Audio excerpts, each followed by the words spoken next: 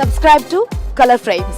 బంగ్లాదేశ్ తో జరుగుతున్న Kanpur test match లో team India captain Rohit Sharma toss గెలిచి బౌలింగ్ ఎంచుకున్నాడు. రోహిత్ తీసుకున్న ఈ ఒక్క నిర్ణయం 60 ఏళ్ల చరిత్రను మార్చేసింది. ఎందుకంటే భారత గడ్డపై ఏ కెప్టెన్ అయినా టాస్ గెలిచి బ్యాటింగ్ ఎంచుకోవడానికి ఇష్టపడతాడు. గత 60 ఏళ్లలో కాన్పూర్ లో జరిగిన టెస్ట్ మ్యాచ్ లో టాస్ గెలిచి బౌలింగ్ ఎంచుకున్న తొలి కెప్టెన్ గా హిట్ మ్యాన్ చరిత్ర సృష్టించాడు. అయితే రోహిత్ నిర్ణయం సరైందా అన్నది పక్కన పెడితే అక్కడ వాతావరణం పరిస్థితుల దృష్ట్యా రోహిత్ బౌలింగ్ ఎంచుకున్నట్లు తెలుస్తోంది. కాన్పూర్ లో జరిగిన 24 టెస్ట్ మ్యాచ్ లో ఒక జట్టు టాస్ గెలిచి ముందుగా బౌలింగ్ ఎంచుకోవడం ఇది రెండోసారి. గతంలో 1964లో ఇంగ్లాండ్ పై ఇదే జరిగింది. వరుసగా 2 టెస్ట్ మ్యాచ్ల్లో తొలిసారి భారత్ టాస్ గెలిచి ముందుగా బౌలింగ్ ఎంచుకుంది. భారత గడ్డపై 14సారి టాస్ గెలిచిన అనంతరం ముందుగా బౌలింగ్ చేయాలని నిర్ణయించారు. ఇందులో భారత జట్టు 14 మ్యాచ్ల్లో 4 సార్లు మాత్రమే ఓడిపోయింది. 2015లో ఇది జరిగింది. దక్షిణాఫ్రికాతో జరిగిన మ్యాచ్ డ్రాగా ముగిసింది. అప్పుడు విరాట్ కోహ్లీ కెప్టెన్ గా వ్యవహరించాడు. కాగా ఇప్పుడు కాన్పూర్ లోని గ్రీన్ పార్క్ స్టేడియంలో భారత్ బంగ్లాదేశ్ మధ్య రెండో టెస్ట్ మ్యాచ్ జరుగుతుంది. గ్రీన్ పార్క్ స్టేడియం రికార్డులను పరిశీలిస్తే భారత్ ఇప్పటి వరకు ఇక్కడ మొత్తం 23 మ్యాచ్లు ఆడింది. ఇందులో 7 మ్యాచ్లు గెలిచి 3 ఓడింది. అదే సమయంలో 13 మ్యాచ్లు డ్రాగా ముగిశాయి. ఈ పిచ్ పై చాలా మ్యాచ్లు డ్రా కావడం గమనార్హం. 2021లో న్యూజిలాండ్ తో గ్రీన్ పార్క్ స్టేడియంలో టీమిండియా చివరి టెస్ట్ మ్యాచ్ ఆడింది. ప్రస్తుతం టీమిండియా పటిష్ట స్థితిలో ఉంది. తొలి టెస్టులో విరాట్, రోహిత్, కేఎల్ రాహుల్ ఆశించిన స్థాయిలో ఆడలేదు. ఆ బాధ్యతలను అశ్విన్, పంత్, జడేజా, గిల్ తీసుకుని బంగ్లా బౌలర్లను ఉతికారేశారు. దీంతో తొలి టెస్టును భారత్ ఘనంగా ముగించింది.